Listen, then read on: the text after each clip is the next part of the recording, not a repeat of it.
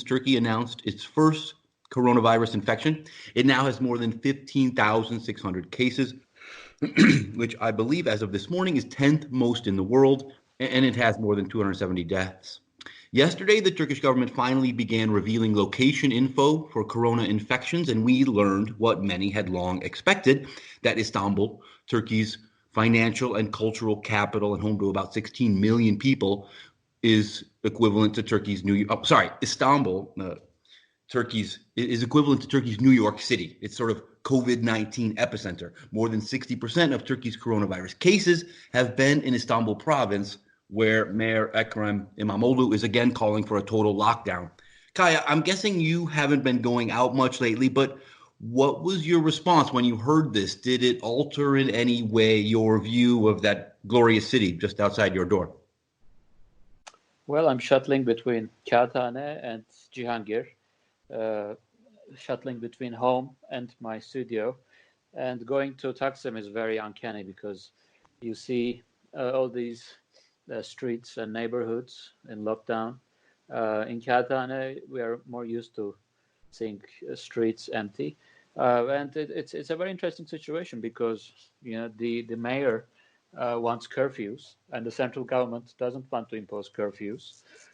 So it's interesting to see this clash, even in this demand for curfews or the current lockdown, which is more relaxed. You're continuing to commute to work. You haven't stopped going to work elsewhere. No, I just go to my studio once in a while to check, to get some books, to get some reading supplements. But no, I don't go out much. And because this is Kağıthane, because this is not Taksim, you don't see that much police presence here. So the parks are empty, but not policed. So no one asks you if you go out what you're doing, and you can always take a walk here. But I guess in Taksim, you might feel a bit more like it's May Day. You're going out to protest, and then police comes after you and asks what you're doing. So it's more unpoliced, I think, out of the city center. Mm-hmm, mm-hmm. The Turkish Medical Association tweeted out its location data for coronavirus cases on Tuesday, which is what reportedly forced the government to release its location data the next day, yesterday, more than 3 weeks after cases started to appear. Many have also attacked the government for keeping political prisoners in jail while releasing some 40,000 other prisoners to reduce overcrowding and health risks. But we shouldn't forget that as of this morning, the global leader of the United States has about 200,000 more coronavirus cases than Turkey. Any thoughts on the Turkish government's corona response thus far? Well, it's the presidential system in action. You see, everything is very centralized. The messaging is very centralized, and this clash between the local government and the central government, I think. They're sending out a very unified message, and there is no scrutiny besides Twitter and all these social media platforms, and it's very unnerving, I think, because we have just one message every evening from the health minister, and no one can actually question those numbers, and it makes me remember last year's local election results when the government agency was saying something, and then the people who voted for the opposition were saying something else. But now we don't have access to the streets. We don't have access to other information channels. So I find it very unnerving that there is just one message out there, and it's almost impossible to scrutinize that message. Let's go back a little bit to Sunday, March 15. You and your betrothed are getting married in Beyoğlu, in the center of Istanbul, the evening before curfews are put in place and bars and restaurants are closed, and the city, and soon much of the country, goes quiet. The marriage official you wrote actually told you yours was the last marriage before the office closed for the day and possibly for months. So please, if you would, give us some of your feelings from that day. Where was the ceremony held? Who all was there? Do you think you grasped at that time what was on the horizon? And did you feel more fortunate to be able to get it done, or more frightened about the possible health risks, especially for your parents? Well, I just came back from London, and so I was quarantined, and I wasn't expected to go out. So my family doctor was calling me every day. Are you staying home? She was asking me, and for that day I had to lie to her because I have the wedding and I didn't want to upset her. But I was of course worried because our parents are in their 60s. You don't want them to be infected just because of this ceremony, and we were trying to keep it as simple as possible, but also as safe as possible. And so it was worrying because it was Sunday evening, and we didn't really know how Monday would begin, and I was expecting curfews and total lockdown. And so it was an unnerving time, but nothing happened to our parents, and so like health wise, we didn't inflict anything like bad on them. But I'll always, of course, remember this moment with the outbreak of this virus. So your honeymoon has been a coronavirus quarantine. How's that been? Yes, it's very interesting. That's not what we expected, but we've become masters at providing our fridge with fruit and vegetables, and we have become master logistic. That like we are really good at now providing food at home, and we're doing lots of cooking. So this is a cooking and reading and writing honeymoon for us. But perhaps on the other side of the tunnel, we'll properly celebrate and take a break from all this. So we didn't have the kind of the holiday that we expected after the marriage. But I'm hoping that it will come soon. Yeah, everybody's hoping and not knowing exactly when. Last month, after Turkey sent thousands of refugees west to attempt to cross into Greece via land and sea, and Greek authorities responded harshly with tear gas and live fire and maritime aggression, you wrote for the New Statesman, quote, the scenes at the Greek border are holding a mirror to our shared loss of empathy and humanity and setting the tone for a decade of xenophobic politics in Europe. It sounds like you blame both Turkey and the European Union for what happened, and you think that this will ripple out for years. Yes, so I was looking at the reaction to my piece just after it came out in early March, and people were saying this is not about the refugees, it's about the virus. We're trying to have this wall protecting Europe against those immigrants who will bring all these diseases inside our walls. So there was this kind of reaction from the right to my piece, and I noticed how the idea of the outsider is now not only defined by nationality but also with health and sanitary status. So it's very worrying, and because we have a lockdown all over Europe, I think it will only strengthen the message of European unions against these immigrants. We always have to lock our doors. We have to keep safe. We need social distancing from all these refugees. That's the message I think they'll very strongly send after this corona crisis is away from us. So I'm afraid that.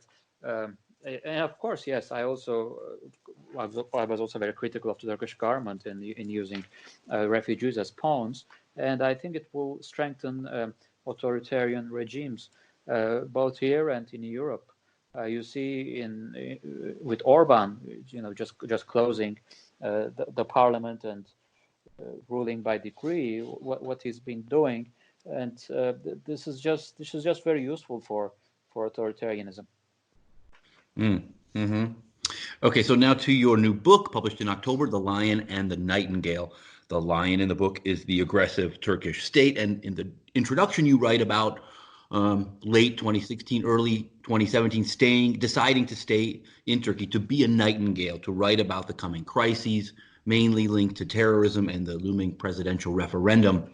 Despite many of your journalist friends out of work and artists and theater people having a tough time as well, wondering what would become of Turkey in that year, 2017, you decided to talk to people from all walks of life about their frustrations, about what made Turks tick. So, just broadly, what did you learn? And what did you learn about Turks during that crisis year that might give us some insight on how they'll deal with this current crisis, the pandemic? Well, as you know, because you reviewed my previous book, Under the Shadow, it finished.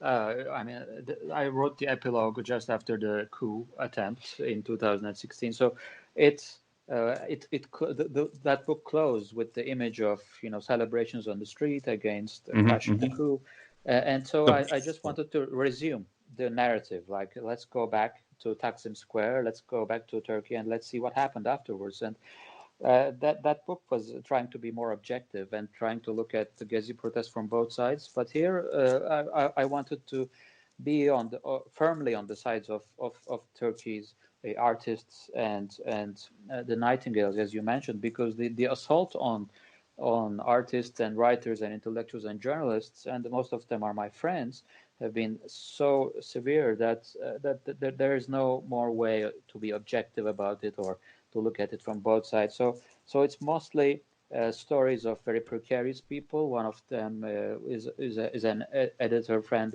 colleague of mine who was in prison. Another one is an artist who is locked in Diyarbakir, who can't leave the city to go to an artistic residency because of the problems with the government. So all these characters, I didn't want to speak for those characters, because I remember just after Gezi, I was approached by an editor in London. I won't name names, but to write about the Gezi movement in the voice of the Gezi protesters, and I didn't want to write that piece, because how can you speak in the voice of the Gezi protesters when that movement was so diverse in its formation? So also the same problem here. How can you talk in the voice of Turkey's nightingales, artists and journalists? So you have to get their own voice out there, and so you have to be in their shoes. You have to get their stories, and your role is to bring those stories out. So the picture I got from these interviews is very bleak, because financially and also politically we are in big trouble. You no longer can make money as a writer, as an artist in Istanbul, because all the bridges between the central government and the artistic community have been I write about 2010, when Istanbul was Europe's culture capital, and when there was so much money pouring into Turkey's culture industries, and when there was a imaginary boom in the art world, and all this interest in Turkish literature. So all of those things proved to be bubbles, and they came to nothing.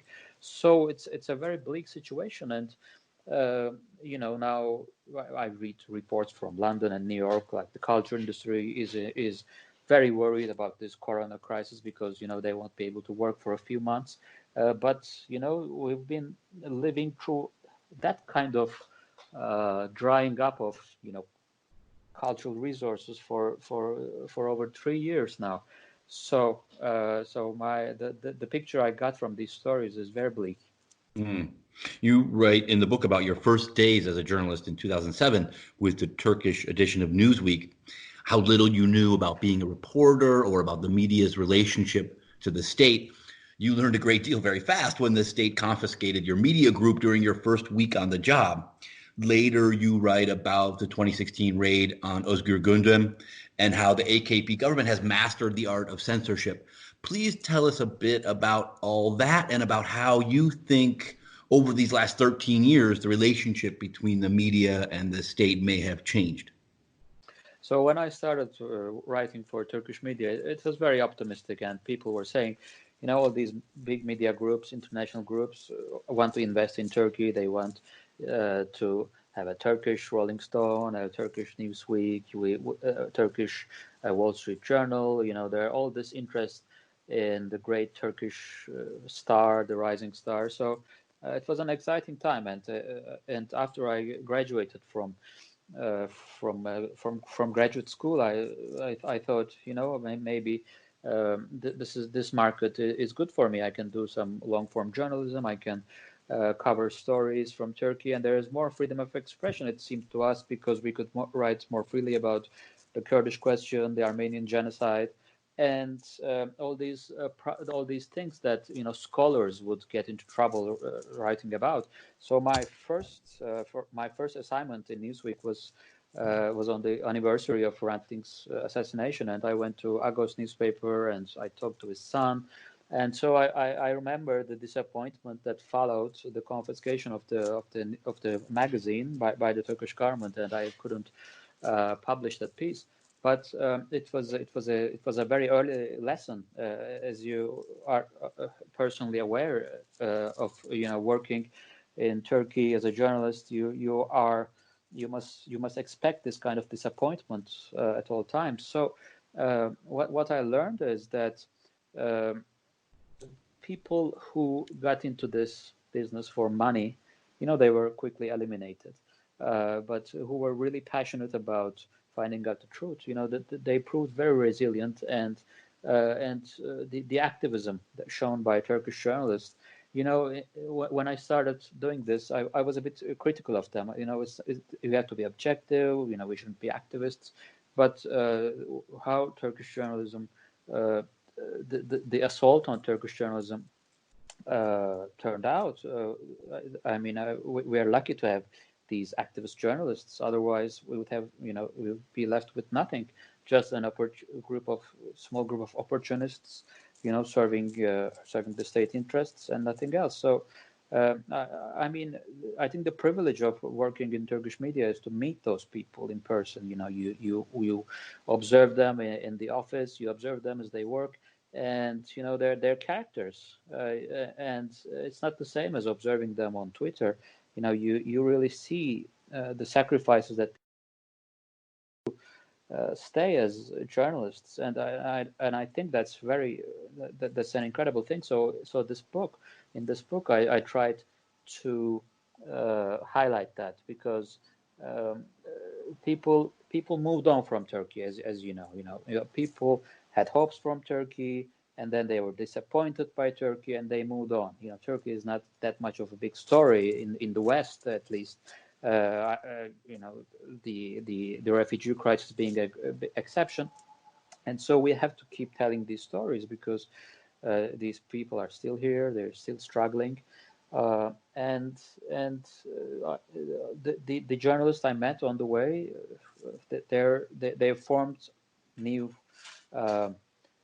new publications, and you look at places like Mediascope, for example, or Bianet, or you name it. All these great publications, that they are still alive, and what the assault on Turkish journalism taught us is that it's very difficult to beat Turkish journalists. You really, even if you devote all your time and energy to it, they somehow survive. So it's also, I think, in that sense, a happy story.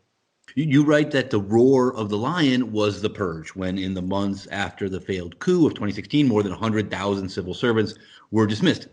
Most today are still unable to work in their chosen field and cannot leave Turkey. You write that you admired the AKP's post-coup narrative of defiance and resistance, and that being in the presence of power made you feel safe. It seems you have mixed feelings about the lion, and perhaps about Erdogan and this Turkish state. Yeah, if you're in social sciences, I studied literature, and once you start reading Foucault, and once you get into analysis of power, and you start reading books about power and the critique of power, there's a certain fascination, to be sure.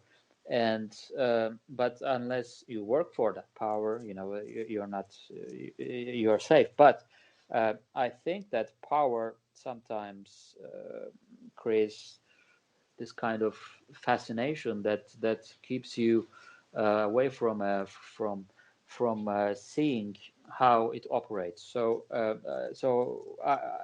after the coup, I remember in Taksim Square, there was this great atmosphere of fighting off a coup, and people were, kind of celebrating being civilians and defeating the military. That kind of spirit. It was almost like anti-Vietnam protests. I had this kind of sense that people were, the tanks, the military, the symbols of the military were people were attacking those symbols, and people were saying, we want civil rule in Turkey, this and that. So Like it in was that a fight sense, for the people.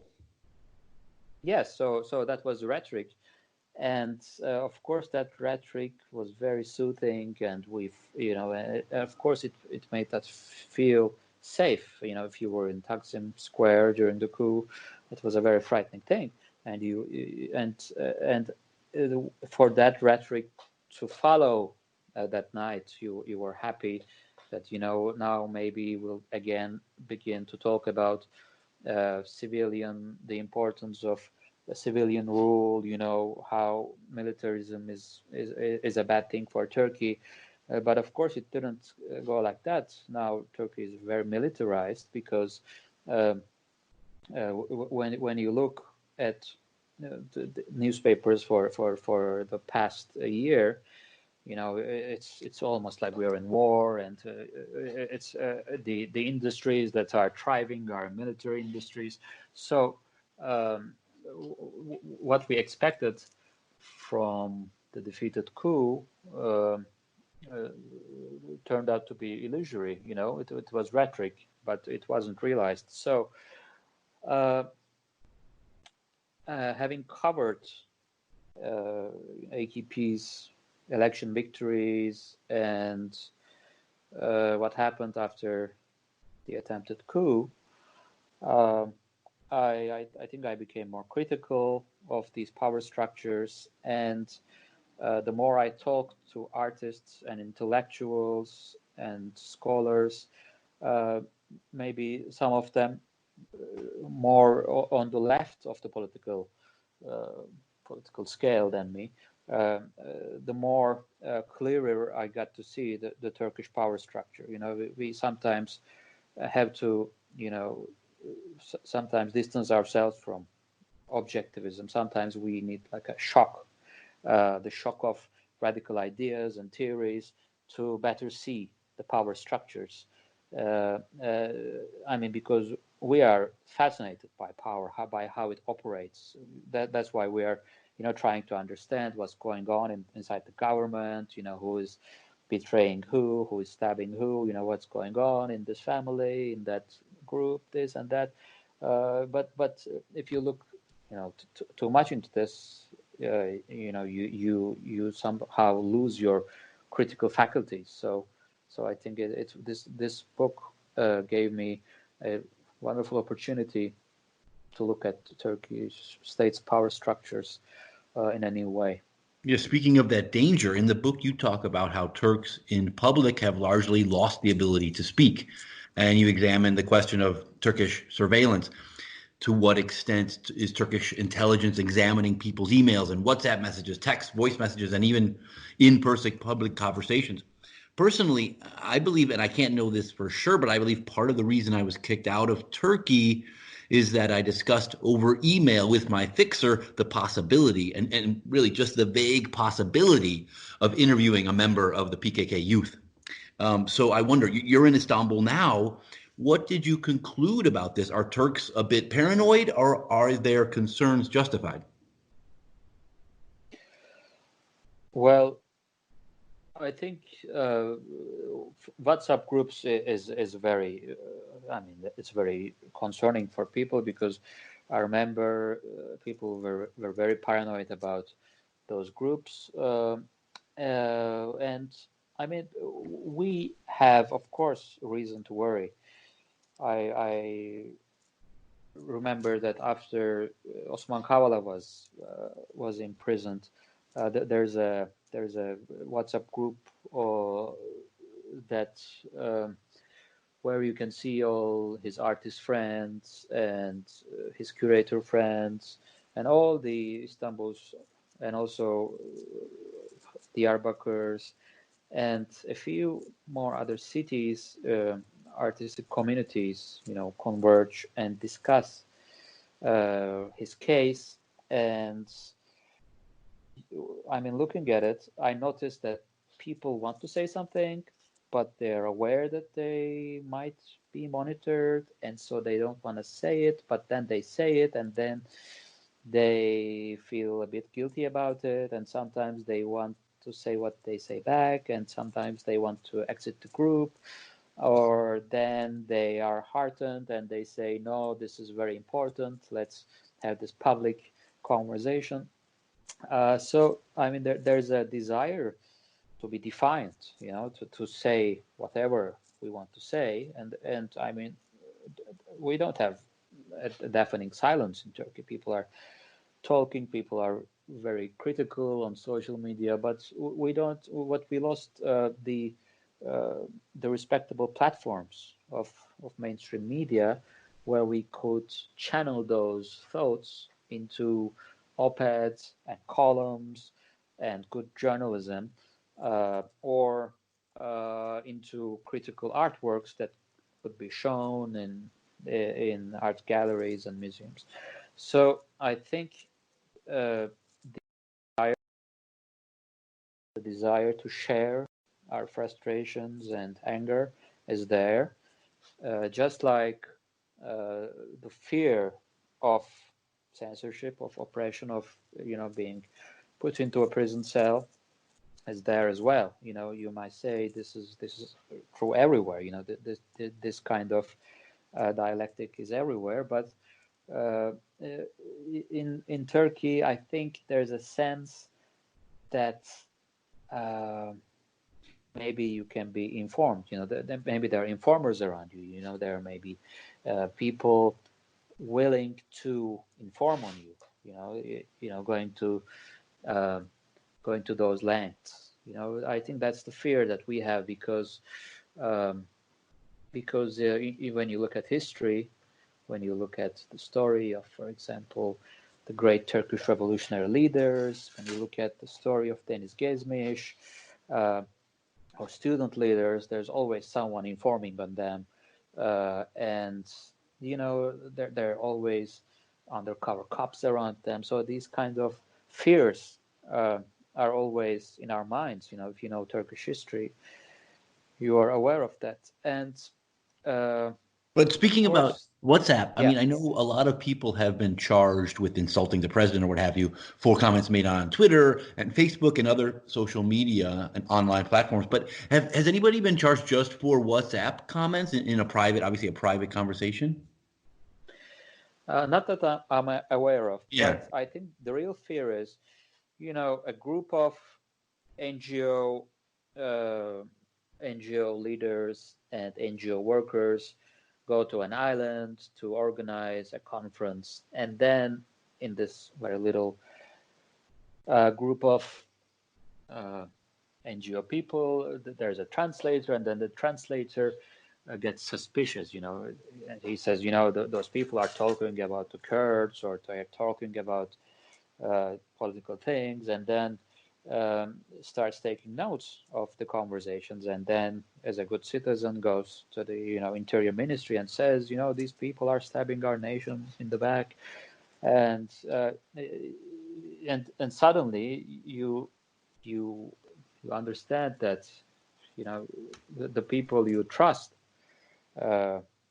can be influenced by this atmosphere of paranoia, because if someone is speaking in English, so if someone is using some words that you always see in the government media, that's always being attacked on the government media, then people are like, maybe these people are dangerous. Maybe I should inform on them.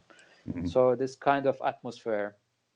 I mean, you look at Osman Kavala case. That the person who informed on Osman Kavala comes from the ranks of the left, a member of a communist party, And when you look at the indictment and what people say about him, it's all part of a very paranoid mind, and those things can find expression in ordinary people. A translator that you work with, or someone who works at the office. So that's why I bring up the issue of WhatsApp.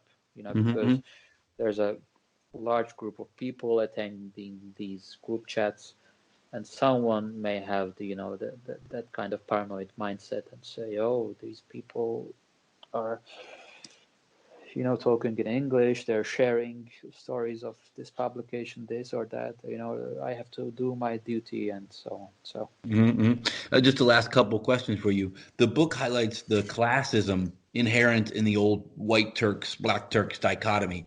How your colleagues at a film magazine made fun of a cab driver in English, thinking he didn't understand. The head-scarved women in first class addressed as sen rather than siz. Is that mostly gone today after 18 years of the AKP? You write that since the AKP came to power, the meaning of elites has changed.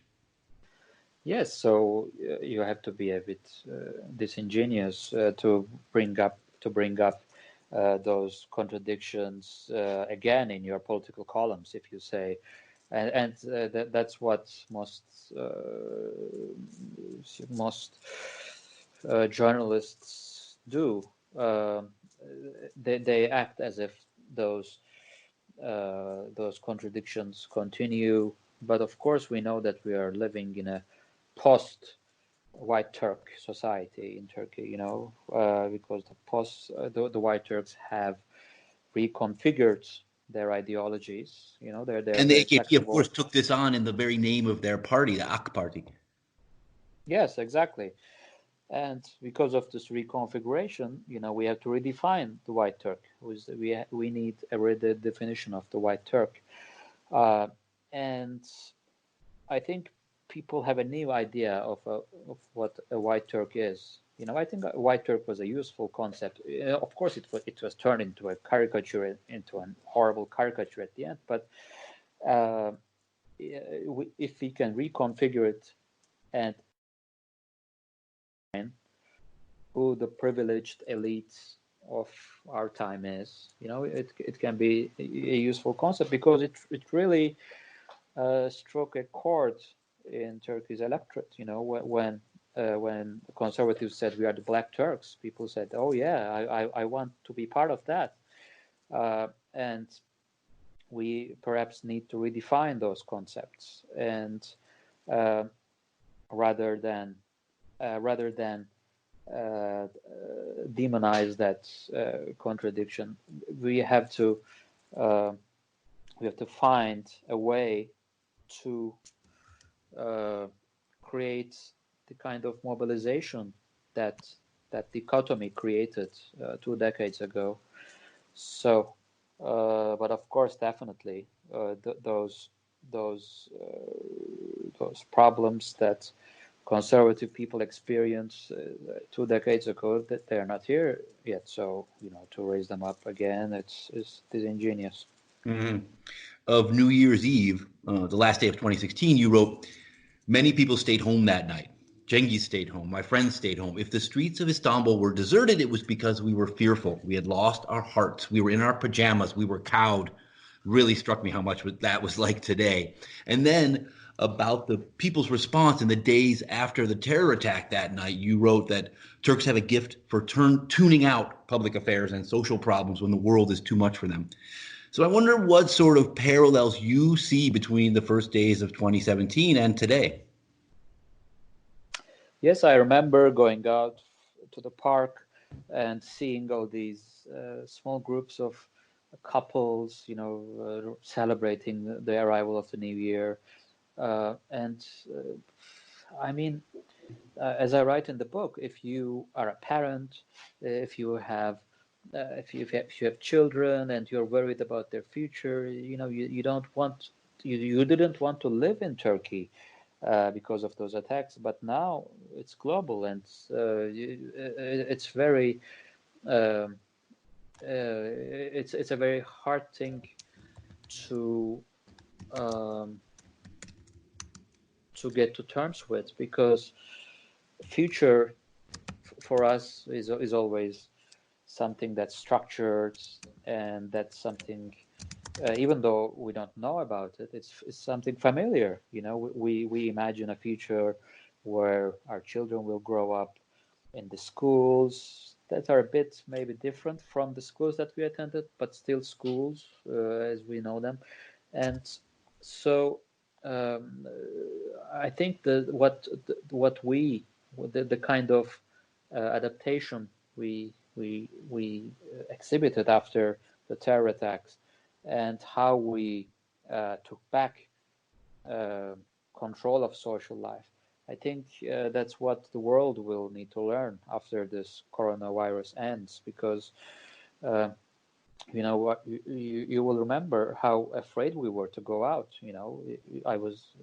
I remember I was in Taksim, I was taking a walk, and I took a left turn, and then 10 minutes later there was a terror attack on the street, on the right side of that street. So and you start thinking about your actions, and so you become more careful, more cautious, and after this virus, the outbreak, perhaps we'll be more cautious. We'll adapt to the new realities, but maybe we'll be too cautious. Maybe we'll be too self-obsessed. Maybe we'll be too selfish. Yeah, as the book closes, it's the last day of 2017, and life seems to have largely returned to normal. Istanbul looks serene, and people are rushing everywhere to parties.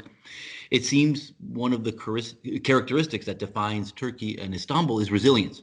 Crises have become very everyday, very normal for Turks, who, as a result, now know more than most that life will carry on. Yes, the life carries on, but in order to survive the crisis, we become more selfish. And that's how, at the end of the book, the image of the new Turks in Turkey is that kind of selfish individual. We want to survive all crises, but that comes with a price. So I'm afraid that the world will experience something like that. Kaya Genc, analyst and journalist and author of The Lion and the Nightingale. Thank you so much for your time and insight. It's been a pleasure. Thanks so much. It has been a pleasure.